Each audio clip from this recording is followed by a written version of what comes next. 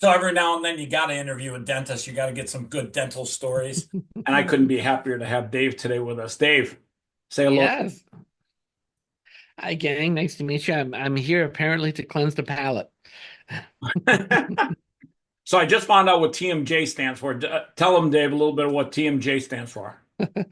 So the T stands for the temporal bone, the M stands for the mandible, and the J stands for joint. So the TMJ is the joint that protects the jaw as it articulates against the skull. That is so awesome.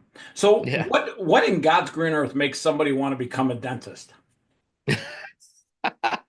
Well, I tell you what, everyone in my family is a doctor, dentist, or pharmacist, right? We've got one lawyer and or two lawyers and one architect, but predominantly we're doctors, dentists, and pharmacists. Even my wife's a pharmacist. My mom's a dentist. Um, I like dentistry because I like working with my hands and I like connecting with people, right? So whereas like when you go to a physician's office, like they actually teach physicians to keep your patients at arm's length, don't establish a connection, just be mechanical. Hey, they have this symptom, write down the symptom as a in Greek or Latin, and we'll call that a diagnosis, and then we'll prescribe them a drug for it. That's usually the methodology. Whereas in dentistry, you're literally looking at them eye to eye as you're doing the work. So it gives you a chance to have a very human connection with people. Um, and again, I love working with my hands, so it's great fun for me. One of my favorite people in the world, a good friend, is Dr. Tom Adams, and he's been my dentist back in Chicago. I literally actually Hmm. fly out there to go see him every now and then. I have dentists here for teeth cleaning and stuff too, but you're right. I really got to know him as a person, and he does some amazing things. Like, I don't know if you do this, but if you don't, this is a game changer. Mm. You ever hear of a paraffin wax machine? Yeah. So I sit in his chair one day, and he's on this side, and his dental assistant is on this side. Which, by the way, a little life hack for dentistry: always get a very good-looking dental assistant. It really does help. But on the other, as he's doing his work here, she takes my hand and she puts it in a paraffin wax machine. And I Hmm. feel like the hot wax on there, and she's like pouring wax on my hand. Then she puts the hand in the glove. Then when he switches sides, she brings the machine here, and bingo, I do that machine. And literally, he hot waxes your hands to take your mind off of the fact that he's drilling holes in your mouth. And it's the greatest little gimmick I've ever seen in my life. And I'm Hmm. not kidding you. At the end of the session, like she's pulling off the wax and then buffing out your hand and getting it clean and stuff. And afterwards, you're looking there at your hands and you're like, "Holy shit, that stuff was awesome!" And It's smooth, yeah. you totally never realized you just had your teeth done. Hmm. It's like the I'm greatest. It's the greatest mind trick ever. yeah, we do have it. It's called proprioception blocks nociception or the Gates method. So like if your dentist is giving you a shot, usually what they'll do is they'll grab your cheek and they'll jiggle it as they're injecting away. And that's to kind of like distract your nervous system in what they're doing. Because the greatest concentration of nerves is in the head and neck and especially the mouth. So when you distract them proprioceptively, then yeah, you get less pain outcomes. I'm pretty sure you're going to be on Amazon ordering some paraffin wax machines right after this podcast. So most of the dentistry that I do is functional orthodontics with an ALF. I treat TMJ disorders and I You work treat with an sleep elf? apnea. Yeah, the appliance is called an ALF and ALF. Oh, I've I been actually doing thought you worked with a small short guy that was taking time off from the, Christmas. the alien from the short little furry area. I did watch that as a kid, by the way. That was part of my childhood from the 80s. Oh, Alf. I remember that show. I was talking about elves, like, Santa's elf. Oh, No, no. now I know what you're talking about. You're talking about Alf, the alien. Yeah, man, that show was on forever, wasn't it? I think a good many, probably 5 years. Yeah, I remember it was Alf and then Mork and Mindy. Like That's right. Same time. That's right. That's yeah. right. I re the thing I remembered the most about the show that he said in his world, lint was the most expensive thing in the world, and gold was worthless because it was everywhere. It's kind of interesting when you think about that because while that's interesting, like it's whatever's scarce is has value in life. And that's a good reflection, like lint, because they had so little of it. I And just they're put all it hairy, out of so my it's belly hard to button this believe. Yeah. morning. So yeah. So tell me one of the most interesting stories on your journey of being a dentist. Tell me something super interesting. God. Well, as a kid, like a 14-year-old, I just remember watching my mom do a root canal. No, And God. Was I she thought doing it it was on you? no, I was assisting her. And I just thought it was the coolest thing in the world because she's like a little contractor inside this mouth. And, people depend on her. In the area where she practices, she's like 75-80% Latin population, predominantly Mexican. And in that culture, they value doctors and dentists. So as she's like working on them, the patients are like, "Thank you so much. Thank you. I was in so much pain and you relieved it. Oh my God." They were so grateful for the service that she provided. And she did great work. And I thought, well, God, this is so cool. I could see myself doing this. And I mean, my parents kind of pushed me to go into medicine. So I should tell you my background. I'm Persian and I'm Jewish. So basically, you have to know what you want to be as a career by the time you're a zygote. Like you're born and you're like, so what are you going to be? Why don't you know already? So, so they were really pushing that go down the medical route. And the one part I didn't like about medicine was that your patients can die on you. And I was not interested in being involved in that. I thought it would be too traumatic. And and then as I got to be a little bit more observant, I just noticed that they weren't really doing shit. Like when I was 18, I had a cold, and my mom being a neurotic Jewish mother, she's like, you got to go to the doctor. So I go to Kaiser. I'm in this waiting room full of people hacking and coughing. So I leave. I come back an hour later. They bring me in and they give me antibiotics.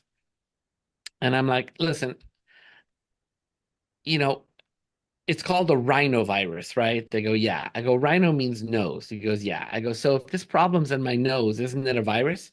They go, yeah, probably. I go, well, then why are you giving me an antibiotic? And How they old were you? said 18. So I was a nerd. I should tell you, I was clearly a nerd. So this is before the internet, by the way. So at 18, I go in there and I got the antibiotics and I said, Mom, this is very curious. I go, they said that it's probably a virus. And the reason why they're giving me the antibiotic is because they say the antibiotic will work on the bacteria in my body so that my immune system can focus on the virus. And, my mom came from that generation of you just do whatever your doctor tells you to do, you don't question it. So I took it, I got better. And like I said, I was a nerd. So I went into the library because this is before the internet. And even in 1991, 1992, we knew that from research that you're not supposed to prescribe penicillin for a viral infection. Like we knew it back then. So after I looked this up and I'm like, how this person treated me, and then how my mom was like, yeah, just do whatever they say. I was like, well, medicine's bullshit. And after I'm done with dental school, I'm going to learn something holistic so that when I have my own family, I can treat them in a more holistic fashion other than steroids and antibiotics for every fucking thing. That was my thought process. Pardon my French. Yeah. So as I got older, I was doing martial arts, like Shaolin martial arts. Yeah. And my instructor Do you ever do dental work wearing like a gi and a black belt? never. But when I was in dental school, for Halloween, I went down M Street in wearing dressing my gi. You're what? Um, it's called the gi, the Yeah. kung fu outfit, if you like. And one of my friends was also a martial artist, and so the two of us went down to my dental school was in Washington, D.C., and M Street is like their Third Street promenade. And so on Halloween, everyone dresses up and like walks down the street. It's like a fun thing to do. So, but that's as far as I got. That's as far as I got. Um, but coming back to this, my instructor was a dental technician in the army, and I told him I was going to be a dentist. And he said, you should also study Chinese medicine. I think you'd really like it. I said, okay, well, I'm open to it. And I called up the the first Chinese medical school in America is here in LA called SAMRA. And Oh, I called them SAMRA, SAMRA. okay. And I called them up and I told them, I go, hey, after dental school, I'm thinking about coming to see you guys. And the secretary is like, let me get you over to the dean right away. It's like, what? So the dean was so nice. And he was like, listen, I think this will be a supportive adjunct for you. And whenever you come, I'll give you a personal tour and tell you all about us. I go, wow, thank you so much. And I tell you, I graduated in 2000, moved back to California because I don't know how people can live on the East Coast. I really don't. And I came back, and January Snow 2nd, then. I'm sorry, You're not a big fan of snow and cold. I don't even mind that. I mean, if it's a little bit, but it's like it's half the damn year, Yeah, and trust me. everyone is salty. I grew up in Chicago. I know exactly what you're talking about. Yeah, and the saltiness of the people is worse than the weather. That's only I in New don't, York, by the way. that's all in New York. That's just in New York. Yeah, everyone else is not New that. York is the worst for sure Sorry. when it comes to the saltiness of people. Like people in Boston are salty, but they're kind of like they're just messing with you. Like Yeah, they're fine with it. most of the time when they're salty, they're just fucking with you. In New And York, they're actually really salty. they're really salty. And Washington D.C. is kind of like a New York light. It's like a milder version of New York. Yeah, But I could anyway, say some other things about Washington, D.C., but I'm going to let Trump get elected first. so then I moved back to California, and immediately, like January 2nd of 2001, I started the master's in Chinese medicine. Oh, wow. So it was great. That's awesome, man. Talk a little bit about what Chinese medicine meant to you in your journey because you never hear about it that much from a dentist, and I find that super amazing. Yeah, thank you. So, I wanted to learn something alternative. And so their philosophy is, of course, very different from the allopathic model, right? At least in the dental model, we're designed to fix the problem. So, for example, if you have a toothache and you go to the dentist is to look at it, take an x-ray, determine if you have a cavity, gum disease, sinus infection, clenching of your teeth, or something else like a neoplasm.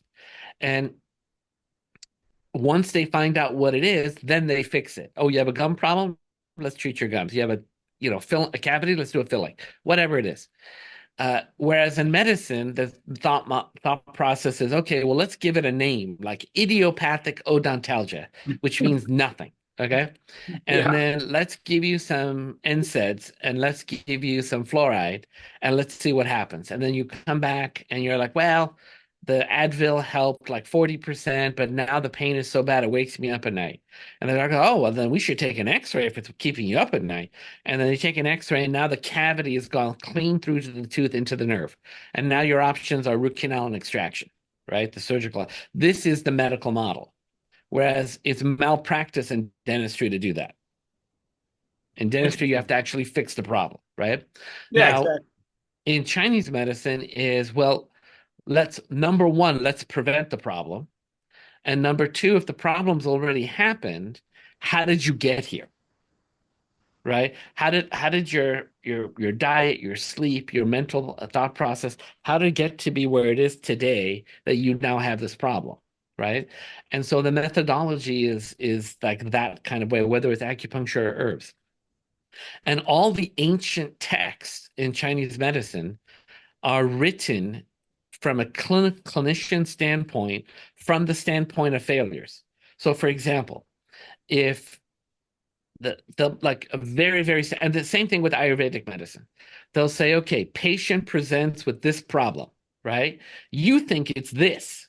So then you give them this herbal formula or this acupuncture formula, right? Patient returns with all new symptoms, right?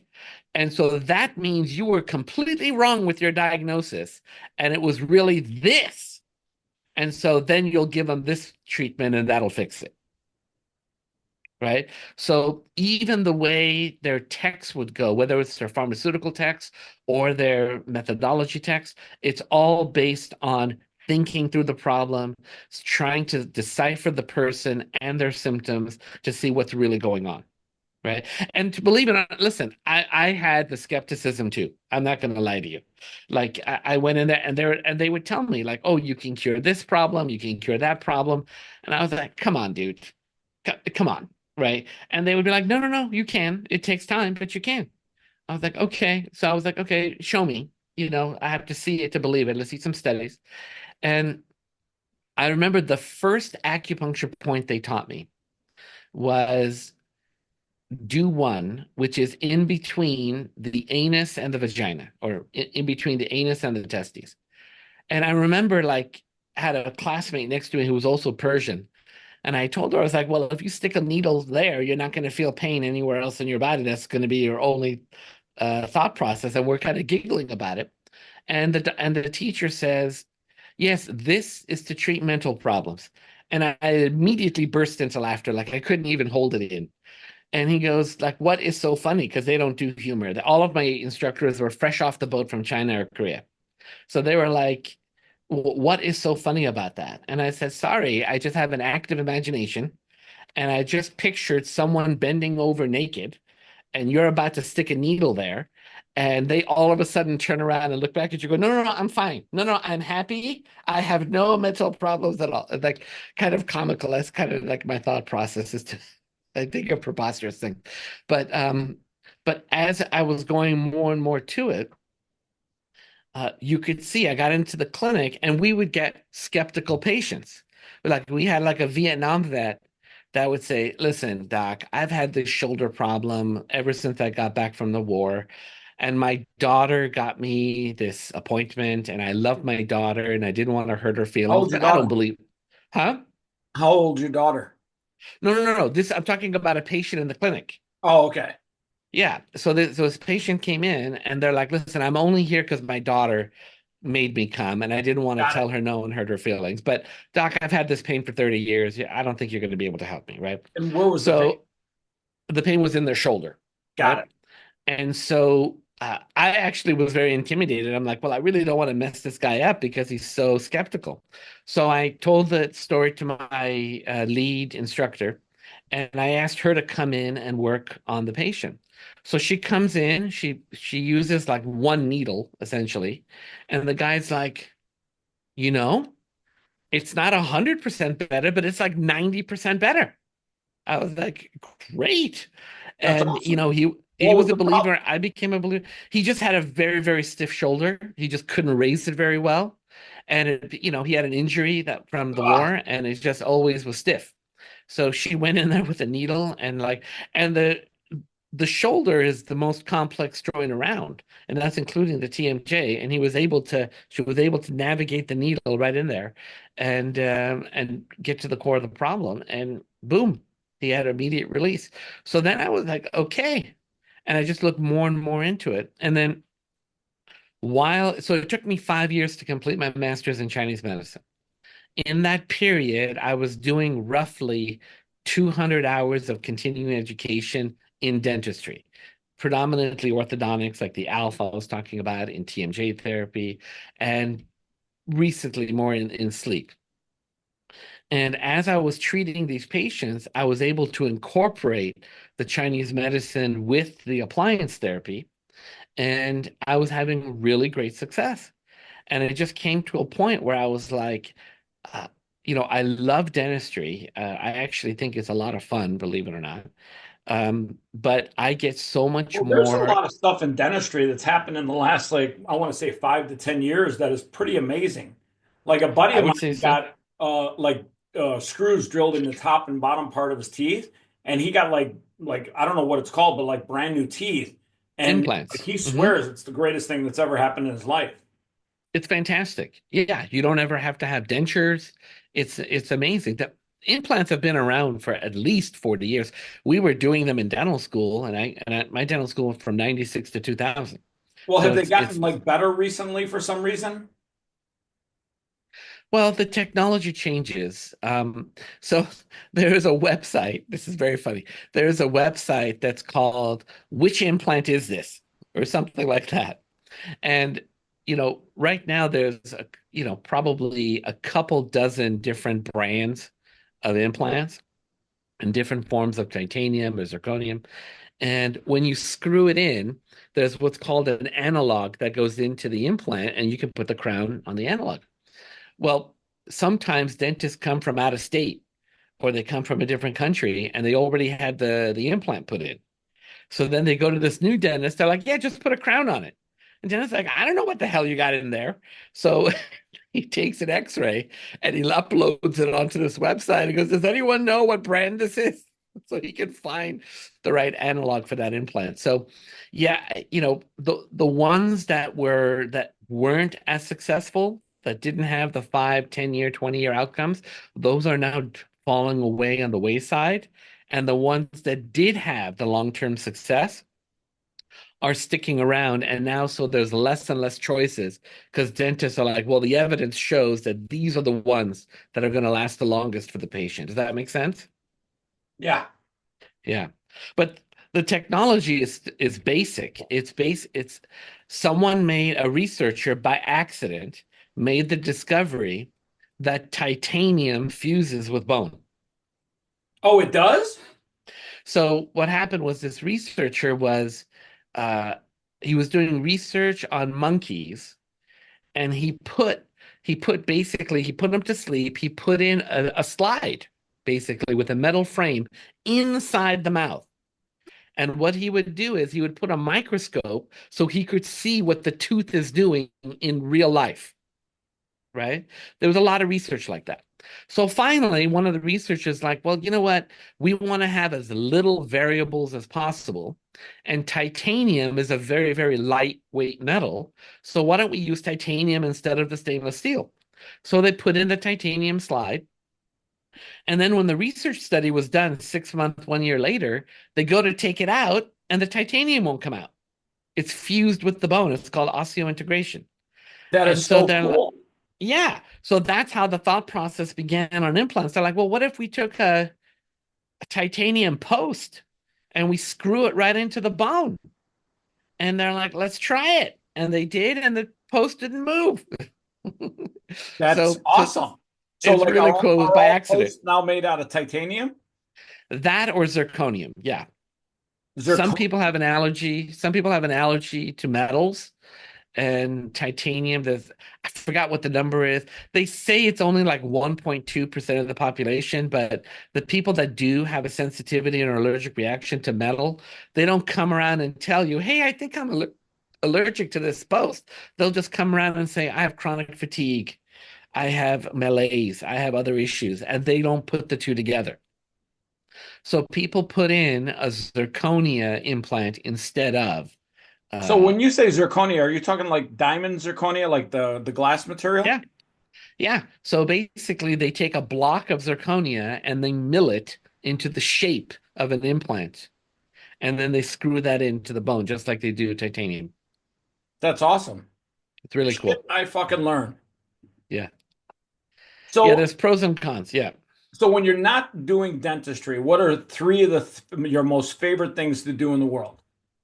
In the world, well, I love babies, and we just were blessed with the new baby boy is 2 months old. Oh, way to go! So Congratulations. I'm very happy. Thank What'd you you, name him? What's his name? Alexander. Oh, that's a great name. Yeah, and my oldest You, son, his name is Maximus. what's his name? Maximus. Oh my God, you're crushing it. I know, I love these names. Dude, So, when he walks around the house as a baby, you should refer to him as Alexander the Great. And a little yeah, bit going to grow up thinking that he's great. listen, Maximus means the greatest, and I would sing him like little lullabies about that. And Buddy, I started the same with Alexander. you should get him a sword and like put him in the ring with a lion and say, "Listen, you were born for this." Well, I do believe that we live up to our names, you Okay, so know. you want to hear something crazy? This is going to blow your mind. Hmm. Go In ahead. 2018, I had my identity stolen. So Oh what my God. they teach you in the After Effects is in a class is on social media. Don't give out your birth date. Don't give Mm, out any personal identifiable information. Create a social media name. So I decided, okay, what would I want to create a social media name around? And my first name is Chris, and I created Champion because I love sports and I've been around the sports industry for 30 years. And I said Chris Champion. for whatever reason, people keep calling me champion, Chris Champ. Hey, champ, what's up? Ah, They're like champ. And so many people calling me that, and I see it in my profile every day.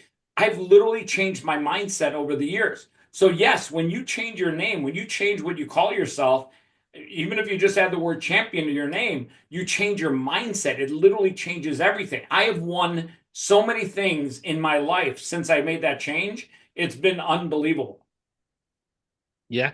I really believe that. If you're telling yourself, especially at bedtime, that you're the champion, that you're making this happen, you're going to end up crushing it. I believe it. Hey, wait a second. Alexander Champion. Yeah. Start calling him champion.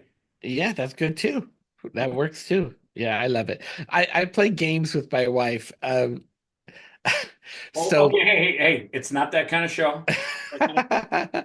um, when my oldest godson was about 5 years old, he had just gone trick-or-treating the previous day, and he had his little basket of candies, and I was rummaging through it, and he looks at me in his Stealing little your five. kid's candy?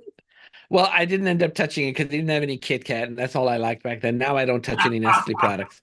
But hey, But he, let's give it up for Kit Kat. That's the Rolls Royce of Halloween candy. I That agree. Reese cups, like seriously. And by the I way, if agree. it's good Reese cups, like the extra thick ones, killer. Forget it. Yeah. So, so he looks at me and he goes, Uncle David, he's mine. Right. And it was so cute. It was so cute. I had to mess with him. So I said, no, he's mine. He goes, no, mine. I go, no, he's mine. How So old then was he he? goes, 5. So Oh then my God. he goes, Mom. And Oh, he called in reinforcements. The kid's a and genius. and his mom, who had heard the whole thing, he was just like, "Oh, Uncle David's just playing with you, right?" And he turns around and gives me this dirty look, which is the funniest look ever. He gave you a little And side eye. well, you know that one emoji where there's like that one eyebrow that goes up? He gave me that look. And the reason I laughed so hard was because I had a very jealous girlfriend in dental school, and she would always make that look to me. And she would say, "Why you always talk to her? You know, Uh-oh. why are you so nice to her?" And give me that same look. So I thought it was hilarious. So when my first son was born, I'm doing it again now with Alex, but I would hold my son and I would just turn to my wife. I go, honey, Maximus, he's mine. And so she would say, no, he's mine. And then I would sing along like, Maximus, he's mine all the time. It's just become like this farce. And now we get to do it all over again, which we just love it. We're so happy. Congratulations, man. That's awesome. I got to tell you, no joke. Mm, You crushed it on names. Like literally crushed it. yeah. Well, I'm definitely not going to do any of these woke names, and I'm definitely not going to do uh an overly uh trendy name. I'm just not interested, you You're know. not going to turn your boys into girls at about like 9 years of age. No, no, they're going to understand how biology works. By the Yeah. way, you're a doctor. How many genders are there? 2. That's what I thought. I thought so. Shout out to the two genders. By the way, just for the record, I identify as she, he. The- Well, you know, for those that are like struggling with understanding what their own gender is, I mean, can you imagine how challenging it must be when you don't even know what your own gender is, right? Well, That I I don't have think a they lot don't of know. empathy for them because it's challenging. They need help, and Yeah, I don't and think that they and don't know. I think they're dealing with a mental crisis from some sort of trauma. Like yeah, most people that are dealing with that issue have had some sort of sexual trauma at a very young age. and it's not necessarily sexual trauma. It could just be a form of being on the spectrum, on the autistic spectrum. We definitely see a correlation there.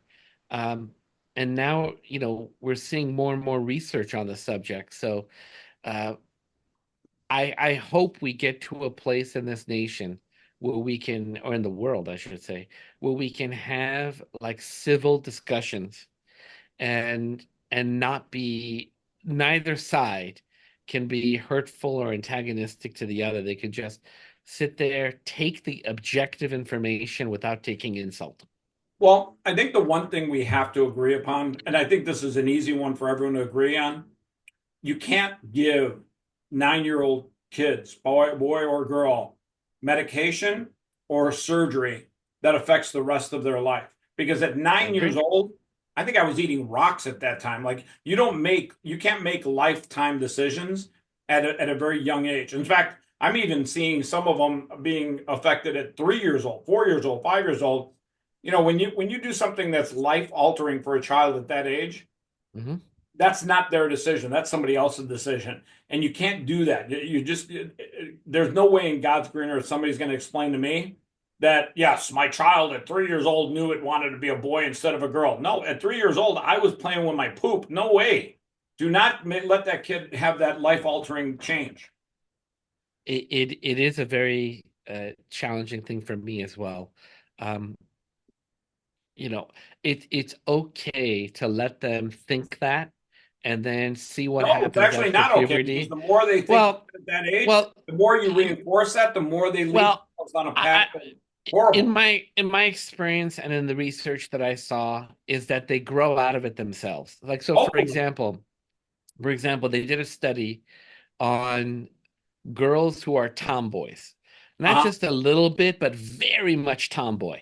Don't like any feminine things. They want to just go out, play in the mud, ride their bikes, do all the stereotypical boy things, right?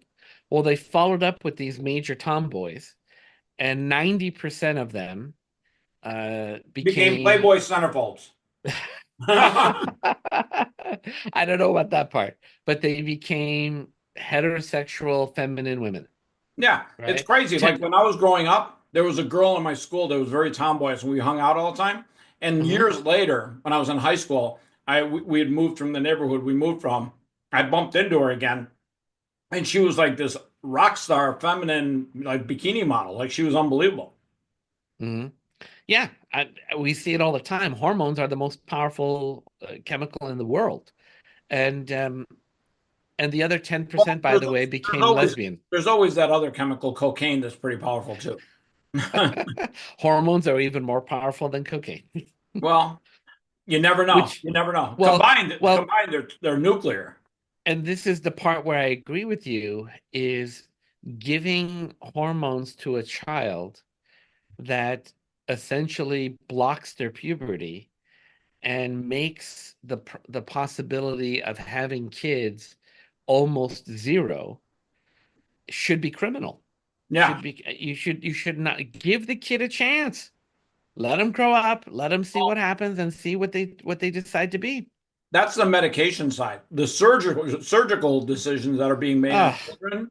I mean, ugh. if you do surgery on a kid that's 9, 10, 11 years old, that changes Mhm. their entire life because it really will change their entire life. Yep. You castrate them or do something to them. That's criminally violent and it's insane. And then from a doctor's standpoint, you're the adult. Don't do that. Just literally, there's no way in God's green earth that should be allowed. I agree. I agree. And again, we have studies now from England. So in England, they have um, their national health care, right? And they decided to pay for these gender affirming surgeries. And they even opened up clinics to do it. These are extremely expensive surgeries, by the way. So they had a huge backlash because they treated over 1,000 people. Wow. And they had a huge backlash because many of the people, hundreds, came back and said, "Why did you do this to me? I was confused." Yeah. And they sued them and they ended up shutting the clinics down.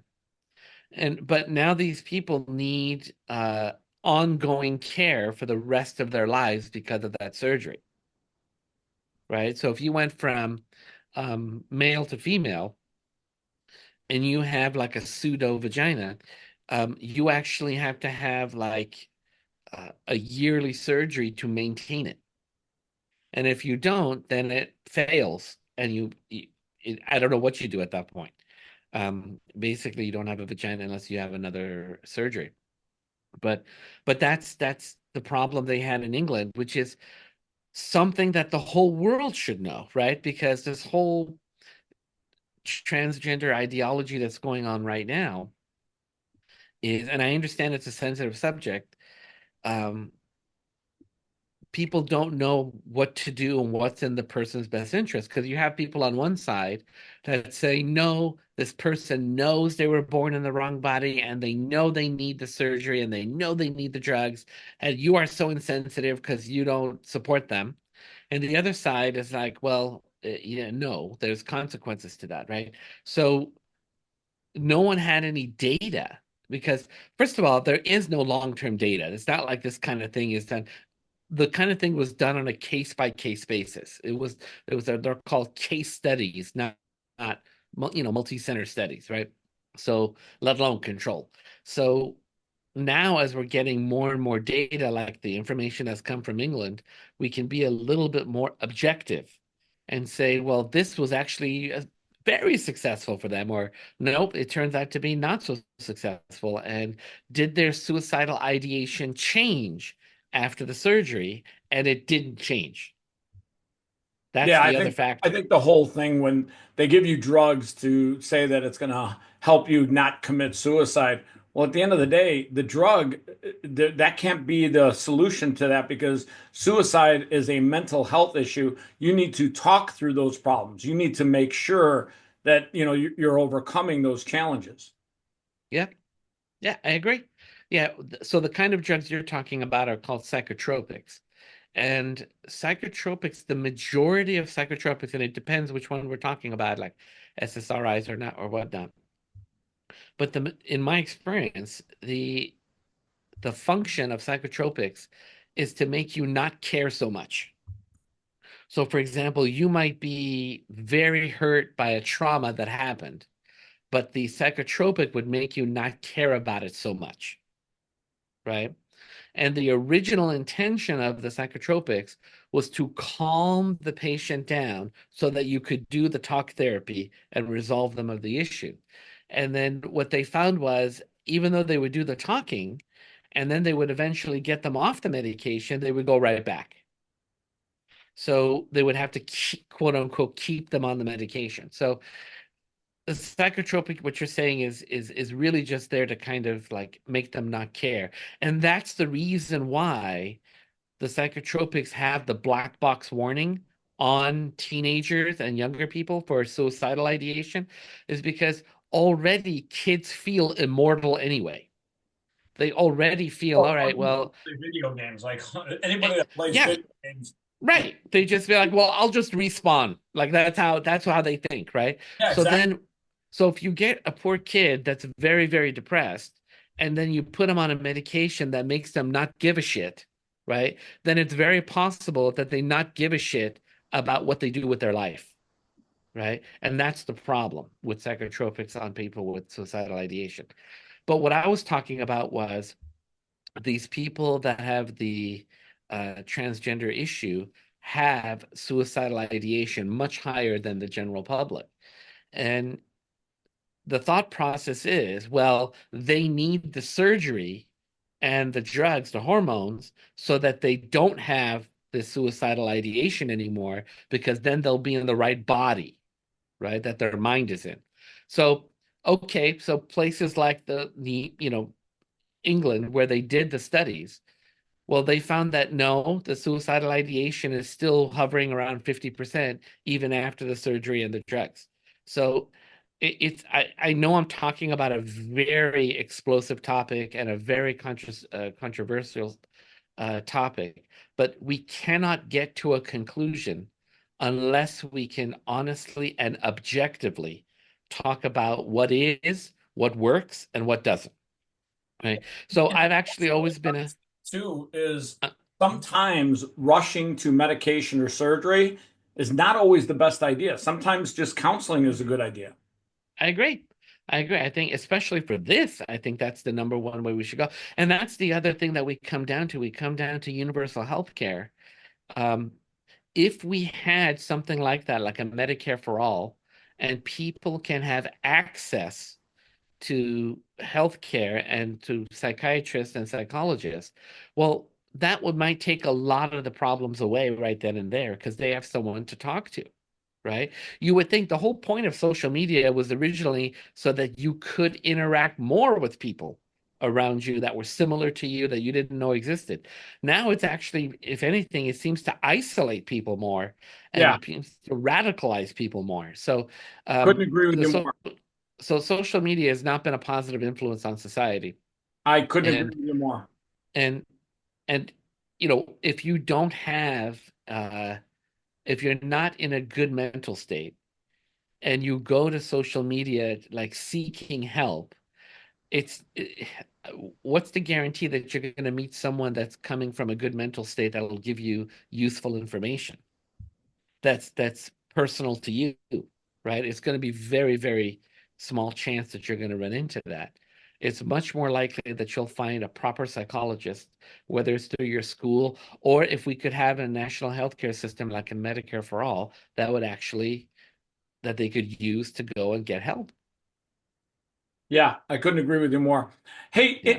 in closing, what would you recommend? What kind of advice would you give RFK, who's now going to literally push for making America healthy again over the next 4 years? If you could literally talk to RFK right now, Robert Kennedy Jr., what are some of the things, what are three things that you would tell him you'd like to see happen in America over the next 4 years from a standpoint of human health?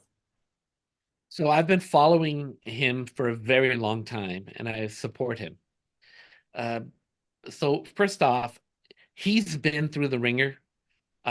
His background is he's a lawyer, but he is a very smart man, and he's also been affected by health issues himself. You could hear the way he talks, and he's very candid about why he talks the way he does, and he does research. And again, he's a lawyer, so he doesn't have a vested interest in the research. He's just like, well, what does the literature say? What is the literature that isn't funded by someone that's getting money at the end of the research study have to say? And so he doesn't need my support in that. What I could share with him is number one, TMJ problems can cause tension type headaches, migraine type headaches, ear pain, congestion, and tinnitus, as well as a few other conditions like trigeminal neuralgia and things like that. I would tell him that problems like sleep apnea can cause pretty much any inflammatory disease. So What's sleep apnea again? I actually know that's a stupid question, but what no, is? no, it's a good question. So it's any kind of sleep disturbance. So if you're holding your breath at night, it has to do with your disturbance in your breathing. So if you're holding your breath for 10 seconds or longer, you're snoring or you're shallow breathing, that disturbs your brain waves of sleep. It can cause type 2 diabetes, anxiety, depression, Parkinson's, hypertension. And when I say the word cause, it's because once you correct it, the type 2 diabetes, the hypertension, et cetera, goes away. Like we just see it, right? In large studies, like 1,400 subject studies, we see a direct one-to-one correlation with the severity of their sleep apnea and their severity of their anxiety, depression. We published a very large study where we looked at people's TMJ problems and we, you know, quantified the severity of their TMJ problem. And then we did sleep studies on them. And again, it was the same thing. The more severe their TMJ, the more severe their sleep apnea. And part of it has to do with the relationship between sleep apnea that makes you clench your teeth at night and the duration of how long you've had this clenching and sleep apnea problem. And the more inflamed you are, the less your ability to repair you are. And so coming back to your original point on RFK Jr., the third thing I would tell him is at this stage in society, it's 2025, okay? We don't have to pretend like we don't know what works and what doesn't, right? So when Obama came out and said, "Oh, I'm going to do Obamacare and it's so complicated. There's so many people that we have to help and there's so many, pieces to the puzzle. It's so complex." No, it's not complex. Okay? Finland, Norway, Denmark, Iceland, they had it figured out over 100 years ago. Okay, and they're not socialist, by the way. They're Democrat socialists, which means they're capitalists, and their system is set up where the government pays a flat fee for every procedure. They don't care what zip code you're in. They don't care who the doctor is. But if you're a licensed doctor, the government will pay you X amount of dollars, kronas, euros, whatever it is, to for whatever Bitcoin. service you're whatever you're doing. And then on top of that, let's say there's been a sudden change in prices. So actually, right now, in the Scandinavian countries, they're having an issue with nurses. So a lot of nurses are kind of like shying away from the profession because they're like, listen, I don't want to get sick. I don't want to get the next bird flu, COVID, whatever BS. So I'm just going to not work. If they're not going to pay me X amount of dollars, I'm not going to work. So there's a shortage of nurses unless the doctors pay more, unless the hospitals pay more. So if they pay more, then the end user, which is the patient, has to pay more as well. So the way they do it is even though the amount that the government reimburses for each line item is fixed, the doctor is allowed to charge whatever they need to charge. So for example, if an office visit is $40, but the doctor has a fancy high-end, office with a view of the ocean, whatever, he can charge $100 for that appointment, right?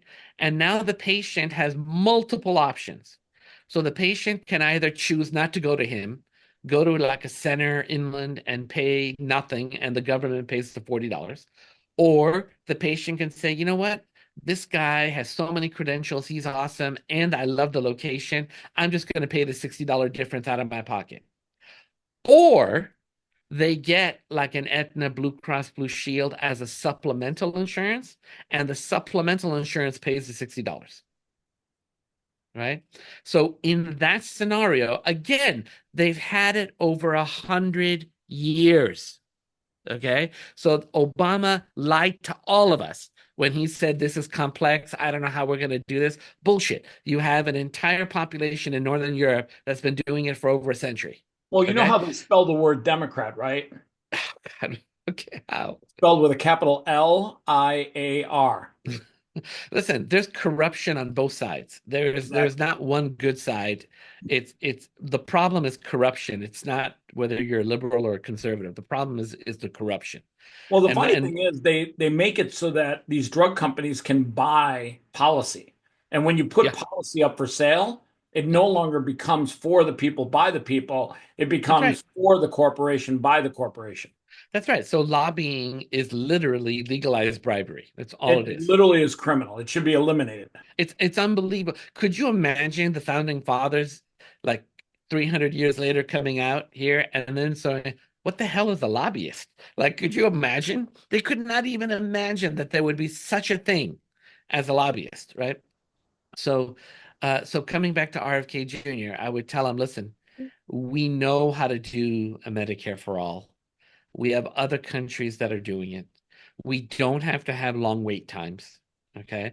We can make it if a doctor does insurance fraud on a federal level, you can make it a federal crime and put him in jail for the rest of his life. Okay. If someone wants to, because one of the concerns is someone ripping off and taking advantage of the system. Well, if they are, well, then Jesus, like, lock them up. Yeah. Don't have like a 12-year cycle on it. Put him in jail. Take his license away. Heck, I'm even fine with the death penalty. And the reason why I am is because that doctor that's ripping off our tax dollars is basically hoarding money from our tax dollars that could have gone to, let's say, a kid that needed a heart transplant, right? Yeah. And that's criminal. That's absolutely criminal. So those are the three things I would tell him because Hey, by the most way, if people don't. RFK needs any help, can he count on you? Can he reach out to you and 100%. say, hey, 100 anytime he has my cell add you to phone. my team? 100%. He has my cell phone. He has my full So support. you're on Team RFK, you'll run the TMJ division. I'm more and sleep apnea in particular. And, Awesome. and I'll tell you why. Just real quick about sleep apnea. Sure, no, go ahead, take your time. We're not in a rush. So the reason I think a specialist like me is appropriate in leading the sleep apnea cause is because our model that we have now is you complain to your doctor about either your symptoms, whatever they may be, and the doctor recommends a sleep study. So now you have to go to a full lab where you do an overnight sleep study with all the leads all over your head and everything. And let's say they find sleep apnea. Well, without even seeing the doctor again, you come back and they do another sleep study with the CPAP, right? And the CPAP has something like a 97% success rate, but it has a 40% or less adherence rate, right? And so when that happens, so now the insurance has paid for two sleep studies and a CPAP machine, and 60% of the people that got the CPAP machine decided they don't want to use it, Okay. right? Huge waste. So we know, again, the research on this is plentiful, about 2,000 studies plus, and I don't mean case studies, but 2,000 studies plus. We know that oral appliances are the go-to device to treat mild to moderate sleep apnea. And CPAP is the go-to treatment for severe sleep apnea, right? And the dentist is the one, if the dentist was the first person to find the patient that has sleep apnea, they should recommend a sleep study. They should do the sleep study before anything. But a dentist is actually going to look at the nose, the sinuses, the tongue, the tonsillar areas, and the TMJ, and then say, okay, well, I see you have huge tonsils. I see that you can't breathe out of your nose, right? So whether you get a CPAP or an oral appliance, you're going to have a hard go at it. Nothing's really going to work for you unless you go and fix your nose, right? So that is really because the dentist is a dentist, they're going to look at the whole person. Most of us have a CAT scan in our office. We take the CT, we look at the problem, and then we diagnose it. We go, okay, there it is. We can see what the problem is. Let's go and send you to an ENT, let him fix the nose first. And then we can tell you, hey, let's do an oral appliance or a CPAP or whatever it is. So th that would be something I'd love to tell RFK Jr. because then we're actually fixing the problem. We're not spending the money on waste and we can actually get more done. So next podcast you and I are going to do, we're going to have to invite RFK on, right? You're okay with that? Please do. I would be elated. All right. Well, listen, we've had a great talk. Can I chop it up with you again in the future? Absolutely. If somebody wants to interview you, get you on their podcast, are you open to doing that? Yeah, I've done 2,000 podcasts before. I'm very fine with speaking. Sounds good. He's the TMJ doctor. He's Dave. He's a big papa of Maximus Aurelius Decimus and Alexander the Great Champion. Mhm. Thank you for Super good having chopping me. it up with you, Dave. Same here, man. Thank you so much.